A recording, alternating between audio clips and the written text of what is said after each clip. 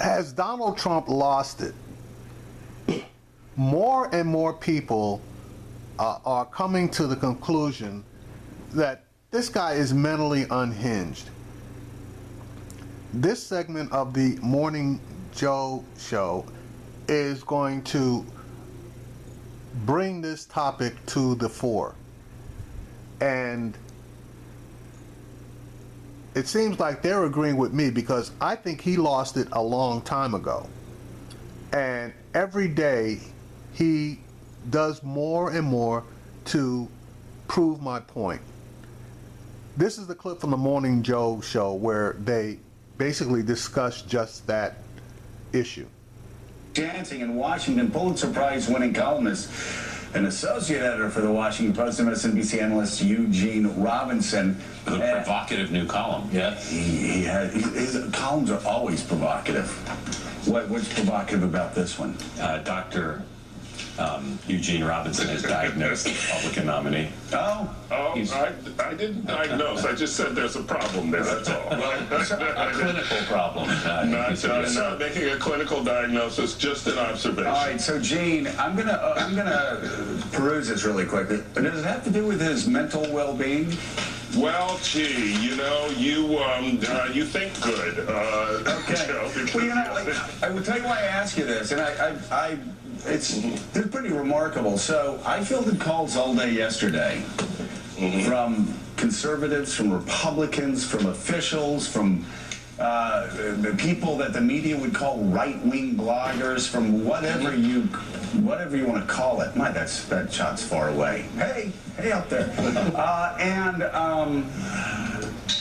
Everybody was asking me about his mental health. Yeah, well. We had somebody on the set yesterday that had said that, back in 1964, psychiatrists had tried to analyze Barry Goldwater, and they swore after that they would never do it again. They would stay out of politics. But it was all everybody was talking about yesterday. It's not like there was talking points that was shot out by the DNC or by anybody else. Everybody was talking about his mental health yesterday. Everybody was calling me saying, what's happening to him? What is wrong with him? And so the only reason I say this is it's just like it exploded, and you've written this column about it. I had lunch yesterday with a friend who's not that politically involved, and he said, somebody's got to do a psychological profile of the guy and figure out why he acts the way he acts, and is he really healthy? You hate to say this, but at this point, when you keep doing things that are going to hurt you, that are going to damage your cause, that seems so disconnected from reality and standard norms of human behavior, at some point, everybody keeps asking the same thing. I think most disturbingly is this shtick worked. The Republican primaries, which is really, really bad for my party. But now you even have Republicans that are saying, again, privately, mentally, like, have you ever seen him like this before? I have to know. I haven't. I've known him for a decade. I've never seen him act like this before. It's unhinged. It's not the Donald Trump that I've known for over a decade.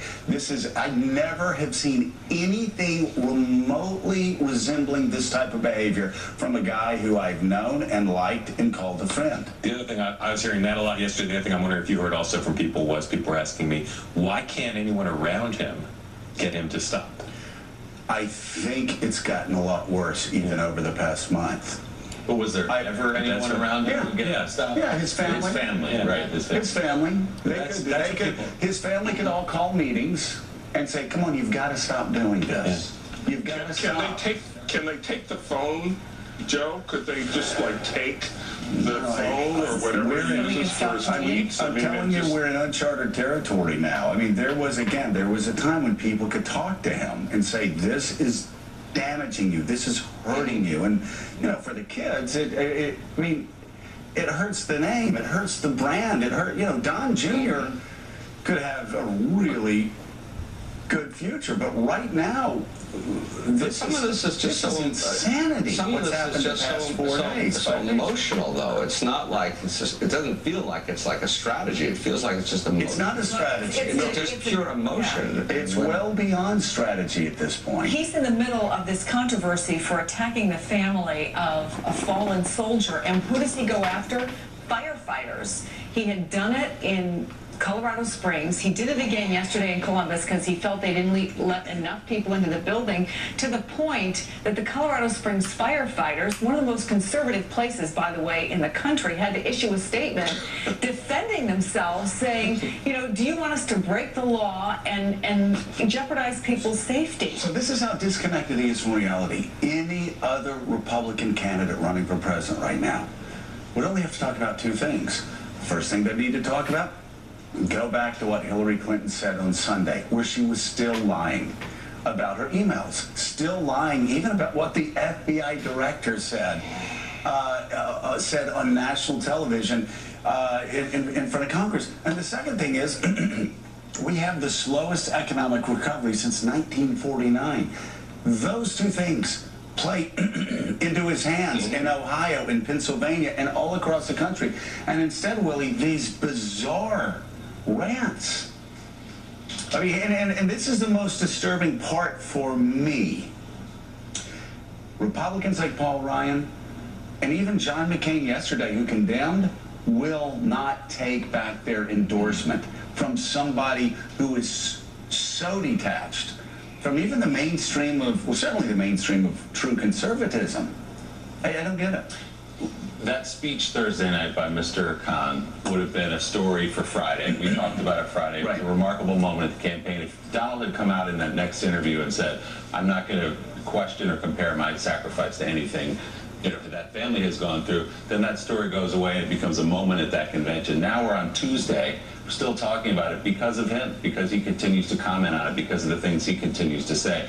I was looking all weekend and wondering what John McCain was going to say. I was looking at him based on who he is, his record of service, his record of sacrifice, and he did come out with that big statement yesterday, which was good for him, but I agree. I wonder when some people will just say, that's enough is enough. This is the last straw. I can't support the candidate.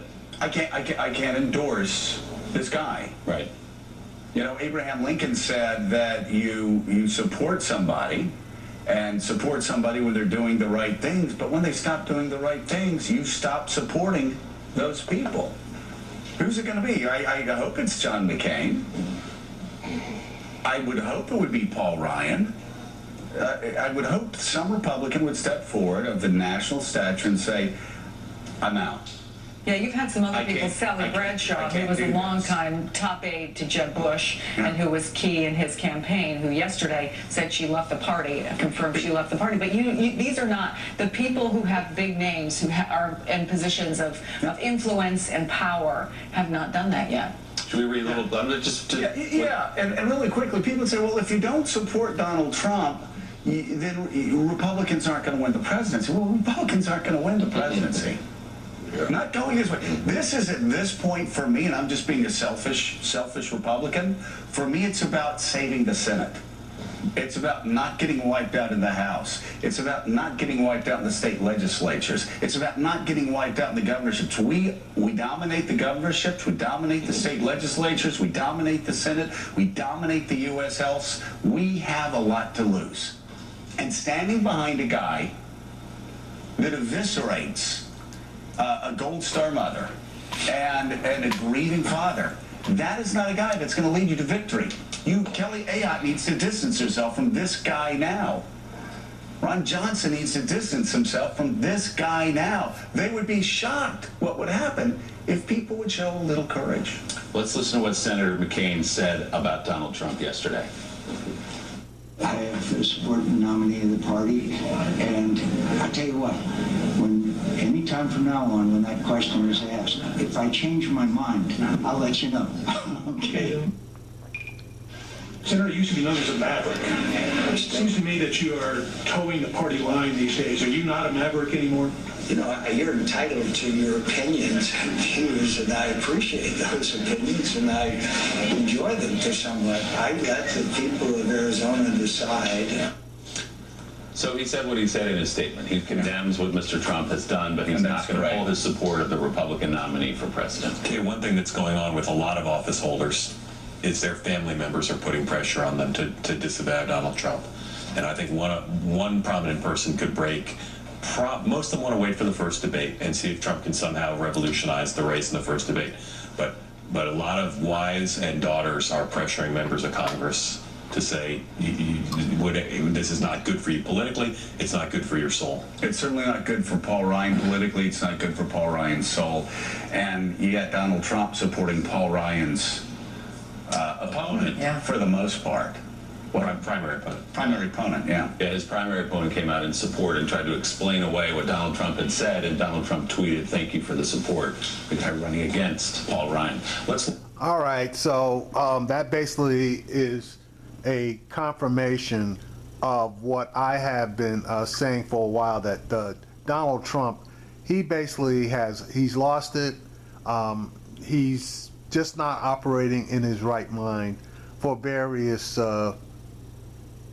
reasons, of which I'm not privy to, but there is just something wrong there.